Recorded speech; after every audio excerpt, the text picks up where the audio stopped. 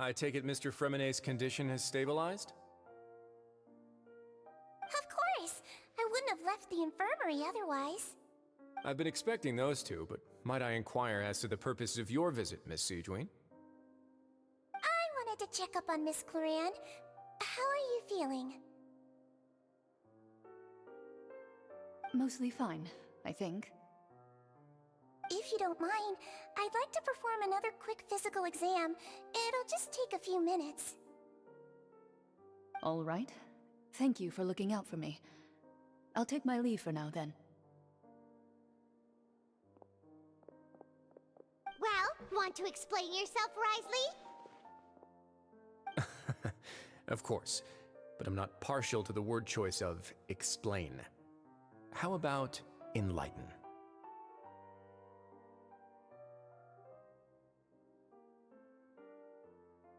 Where should I begin?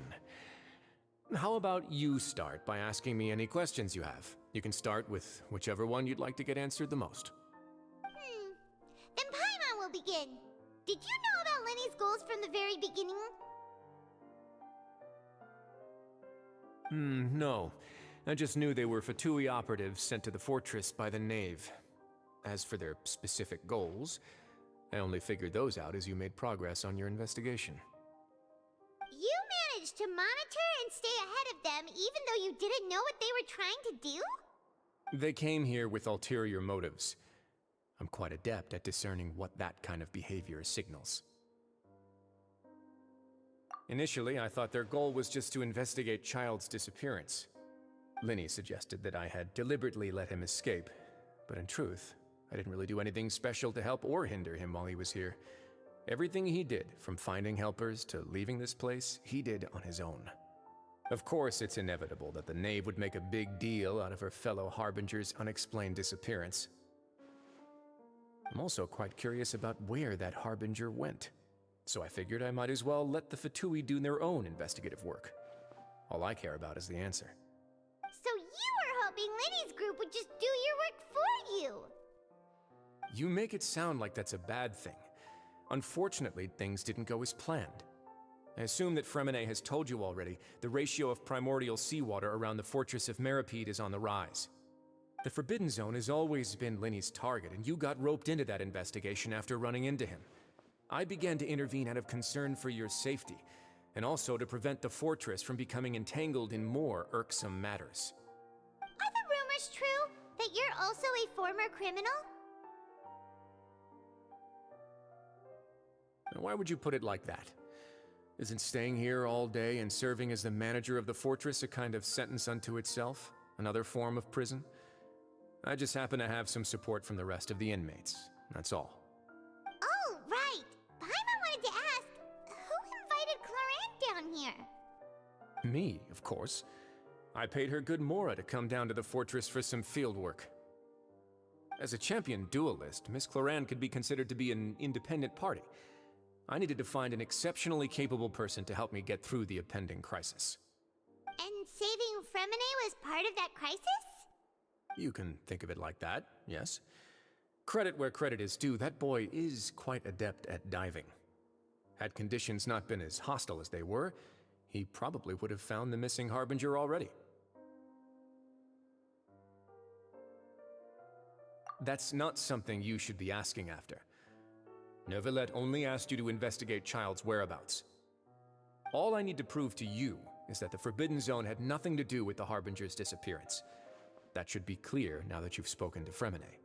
But we've already uncovered that there's something wrong with the infirmary, and we've answered a bunch of questions that you threw at us. Isn't it about time that you answer our last question in return?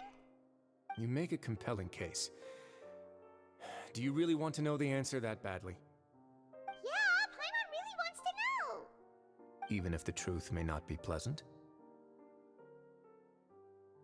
Follow me.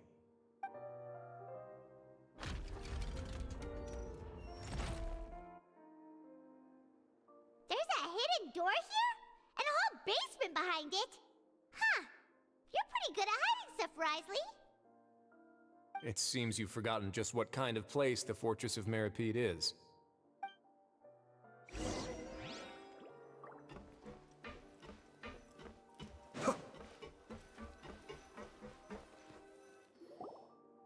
Stand on the central plate. Wait, is there a secret mechanism or... Whoa!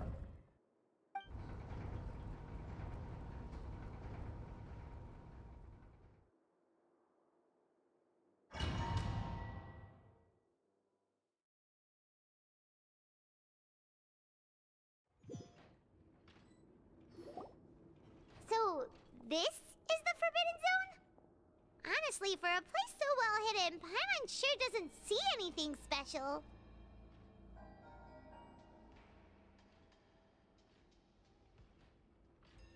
What a huge door! There are 3 such isolation gates in total. Generally speaking, I'm the only one who's allowed to go inside. Hence the name Forbidden Zone. Am I correct to assume you're going to run on back and tell your little Fatui friends everything? Well, Paimon wasn't thinking of keeping anything from them. Well, I'd advise you wait until you've seen the whole truth of this place for yourself before deciding whether or not to tell them.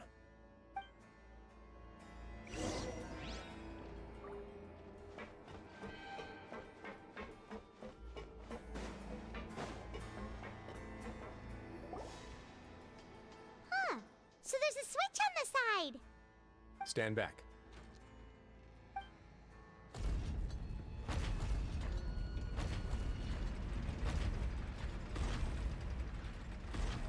Whoa! They all just went up one by one! Go on, have a look.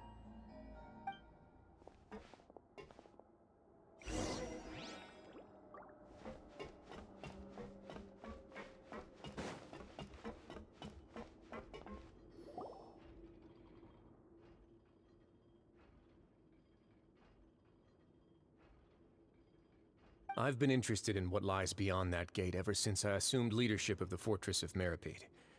Of course, it would be unwise to recklessly open it, but it'd also be risky and negligent to simply ignore any potential danger that could be behind it. The readings on that dashboard have not budged since the day when I first laid eyes on this place. But over the past year, the needle has crept upwards from its original position, likely because some parameter it's been tracking has changed, if only infinitesimally. Normally, I would have ignored it, but I happened to have some free time when I noticed it, so I investigated. Any guesses what the reading could be tracking? Very reasonable guesses. I've considered both of those as well. Unfortunately, our dashboard is tracking something less ordinary. The temperature should vary with weather and climate changes, so for something that rarely shifts, the water pressure is more likely. We ran a few tests to increase the pressure from the outside, but the readings didn't change at all. Later on, a few more possibilities occurred to me, such as a potential connection with the primordial sea. I began to make a few preparations based on that hypothesis. Over the past few days, the needle has moved again. With that, and the symptoms that Fremine displayed after leaving the fortress, I can now confidently conclude that the readings represent the concentration of primordial seawater in the seawater nearby. The concentration of primordial seawater? But we're already under the sea! And that is precisely the problem. We're at the bottom of the sea, and now we're surrounded by toxic seawater. Somehow, primordial seawater got mixed in, and the concentration is steadily rising.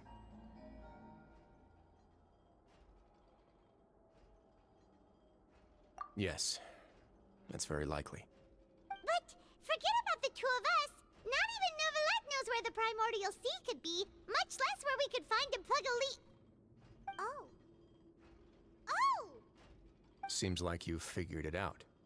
I believe the primordial sea lies directly beneath this sluice gate.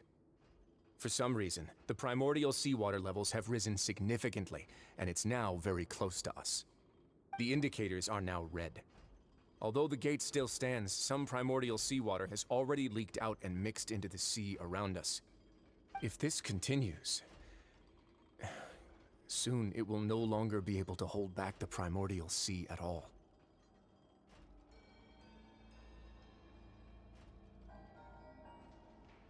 Yeah, you know what the legends say.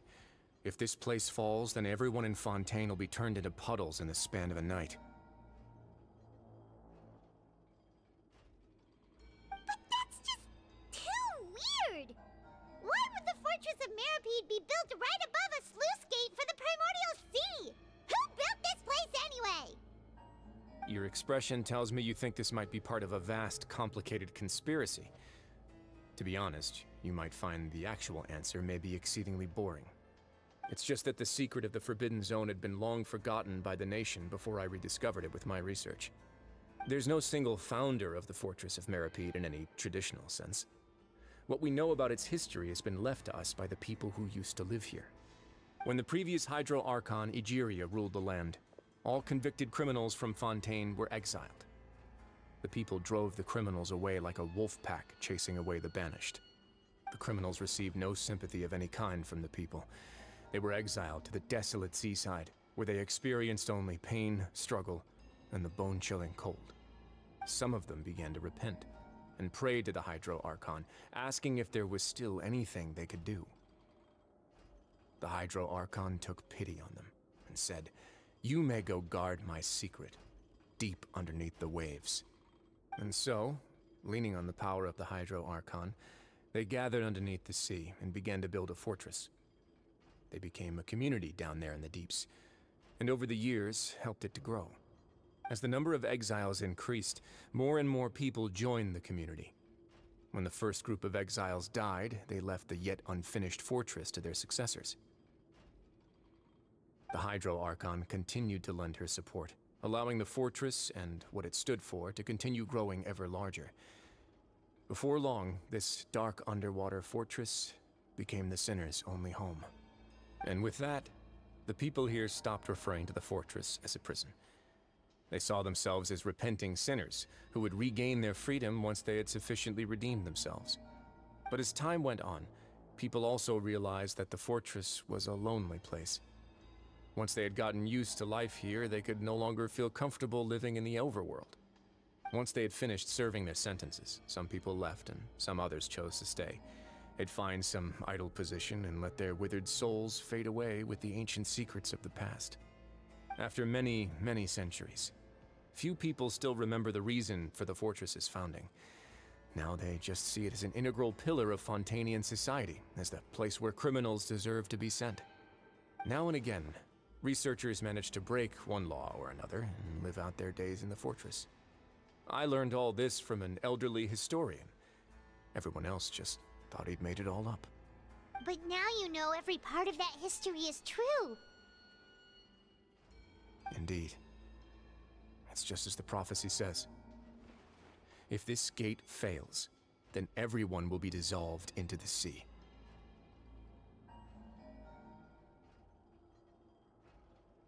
To be frank, not really. But sadly, that hasn't stopped this prophecy from proving all too accurate. Prophecies are troublesome things. Just hearing one will create the first wave of panic. Seeing signs of it will bring about the second, and actually witnessing it in real time, the third. Let's go somewhere else. I want to show you something.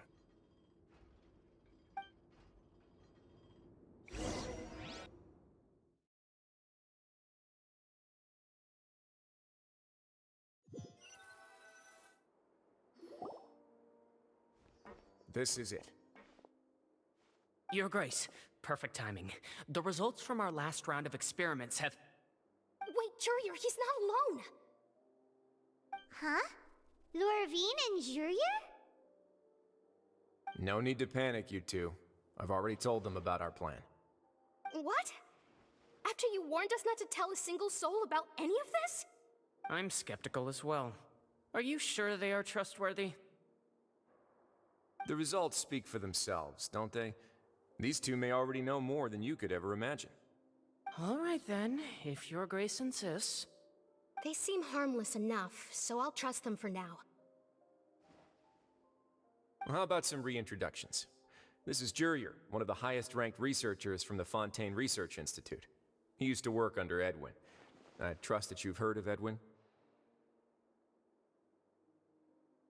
He's the one who blew the whole institute sky high.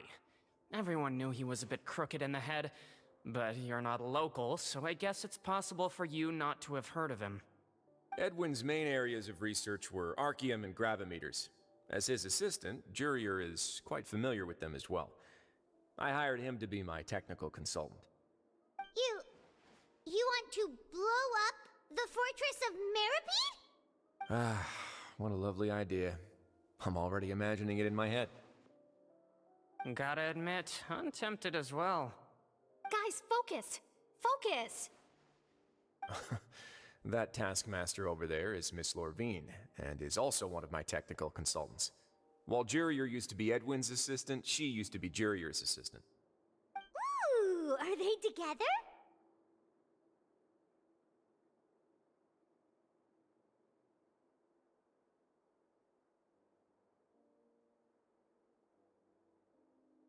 See, everyone keeps asking this question. Are you too sure you're not a couple and just using your work as a convenient cover? Your Grace, I am not in a relationship with this man. If I dated her, I'd officially be madder than Edwin. Jeez, forget I said anything then. Follow me. Whoa, there's another door that goes right up. Your constant amazement makes it seem like the fortress can do anything. But Paimon really thinks everything's super cool.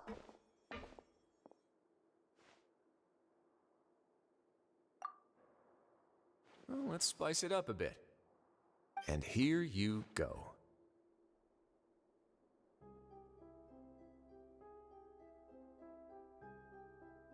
What a huge ship!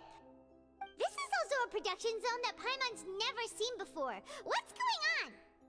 How much do you know about Fontanian history? Not much at all.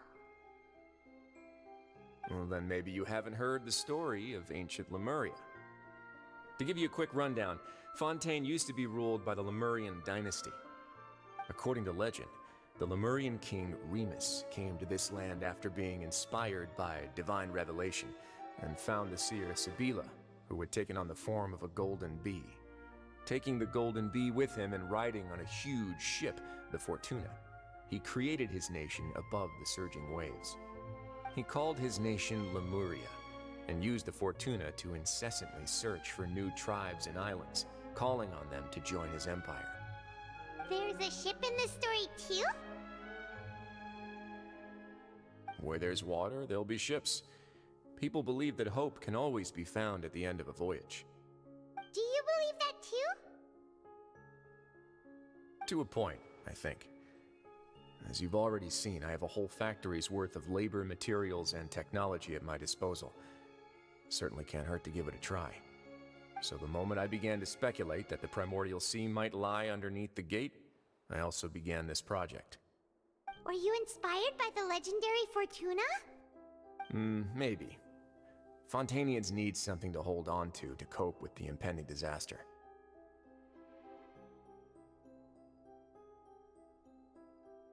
Were the workers to find out the truth behind this ship, riots would destroy the fortress faster than any catastrophe.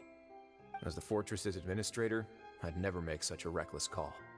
Alright, that's enough talking for now. I'll need another 3 cups of tea to soothe my throat. Do you have any other questions? Seems like you're good. Come on, I'll take you back.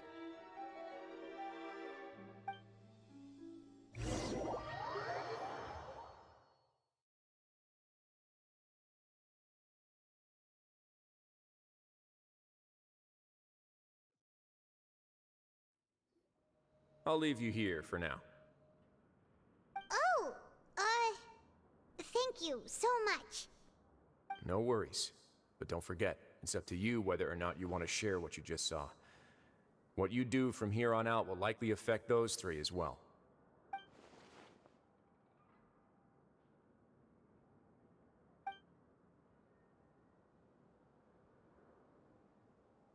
Yeah, we'll put a lot of thought into it for sure. Great. I look forward to what happens next. We're back! Welcome back. Do you want a cup of tea? How can you be so much like Risley, always drinking tea? Huh. Actually, now that you mention it, I just remembered something now. While I was sedated, I could still barely hear two people talking next to me. They were discussing everything, from the leaves to the water and even the teacups themselves. Must have been Risley and Sishwin. Yeah, I heard one male voice and one female, so it should have been the two of them. They really were just talking about brewing tea. I really can't make sense of this place. So, Traveler, Paimon, were you able to learn anything from Risley? Yeah, he explained everything. Very well. Then, would you mind checking your answers against my speculations?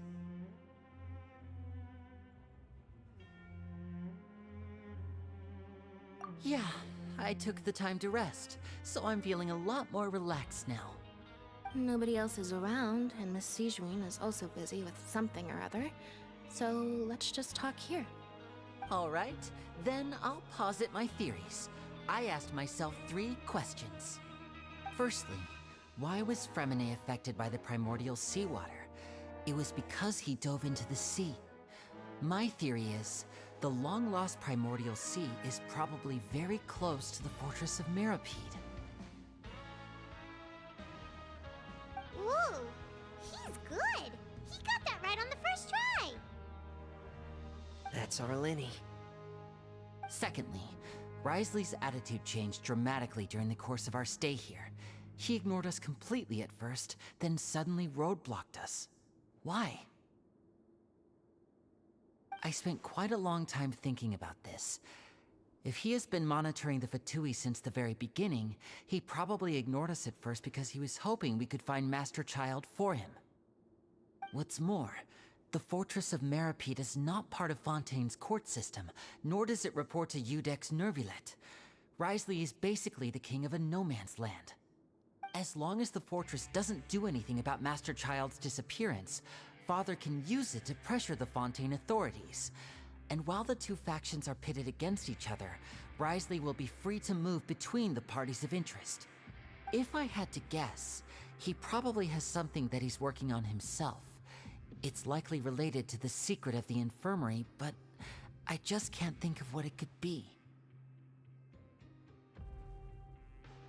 You're super smart. Thanks so much. Then finally, there's the last question. If Risley does have a plan, what could it be? All I know for now is that his plan probably has something to do with the changing nature of the seawater. He's even gotten Cloran to help him out. That can't be the full extent of what he's doing. There's probably a secret passageway behind the block in the infirmary, and there's something big in the fortress that most people here never get to see. He has a bargaining chip, and it could be important enough for Father to deal with him directly. I don't have enough information, so I have no idea what his chip might be. But let me guess. You have the last piece of the puzzle.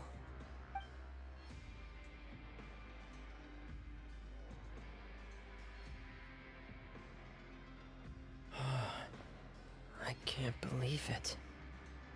The sea will engulf everyone. Just like the prophecy said. Could Risley have wanted to meet Father to figure out a way to deal with this crisis? If you remember, I once mentioned that Father sees the House of the Hearth as her base of operations, and she truly wants to resolve the crisis. But how could Risley have known that? Or perhaps he didn't know, and just wanted to bring Father over to his side? Which could be why he said he just wanted to negotiate. Yeah, that makes sense to me. I understand your concerns as well, Traveler. I'll figure out a way to pass this on to our father. No matter what, we're on your side. The two of you have already aided us far too much. We probably wouldn't be standing here right now if not for you. If you ever need anything else going forward, please come to the House of the Hearth at any time. Though you may not share the sentiment, after all that we've gone through together, the three of us basically see you as family now. You have my gratitude. Thank you for protecting Linny when it really mattered. And thank you for sharing the secrets of the fortress with us. We didn't think you were going to do it. Why are you being so formal all of a sudden? Given your strength, you might not need our help at all. But if you are ever in danger, we will try our best to protect you. Aww, the sound of that makes Paimon feel all warm and safe inside.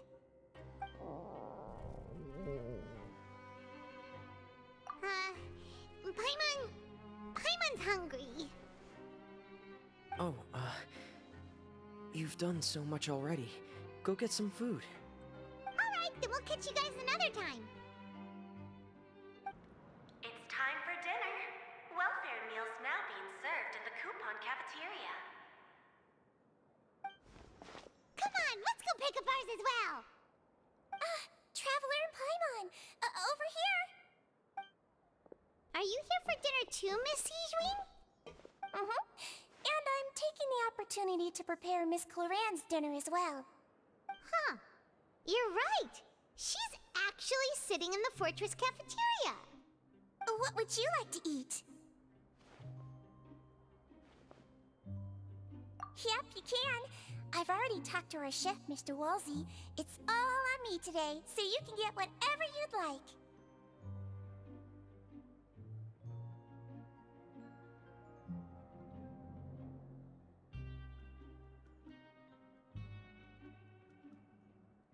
Me too! Don't forget Paimon! No problem.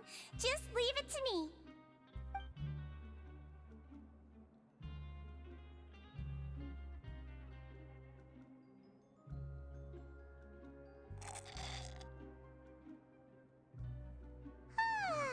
So delicious. Is this how it feels to be freeloaders? Wait a second, we did do plenty of work after all. Feeling full yet? How's the food? Delicious!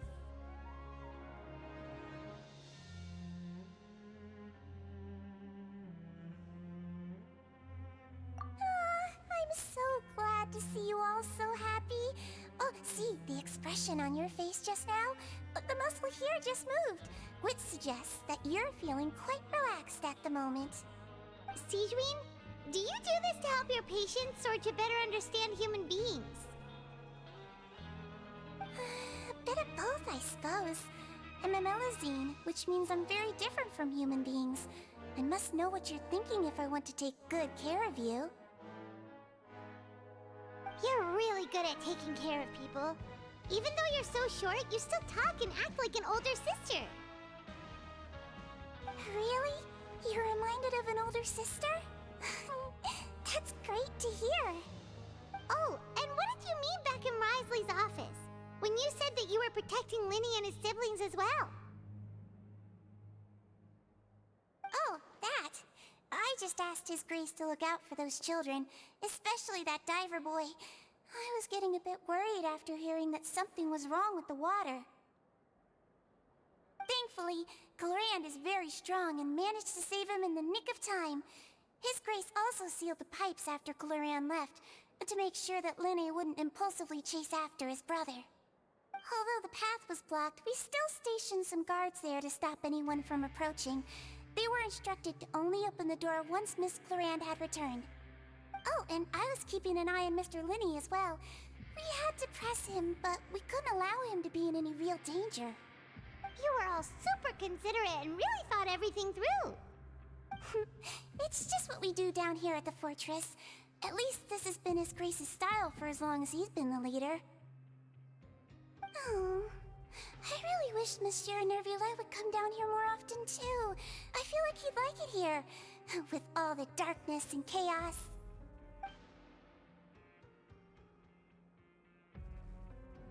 Get a good night's rest, you two. You both worked very hard. So much has happened. Paimon just feels absolutely exhausted now that she's finally relaxed. Paimon's super sleepy. Are you sleepy too?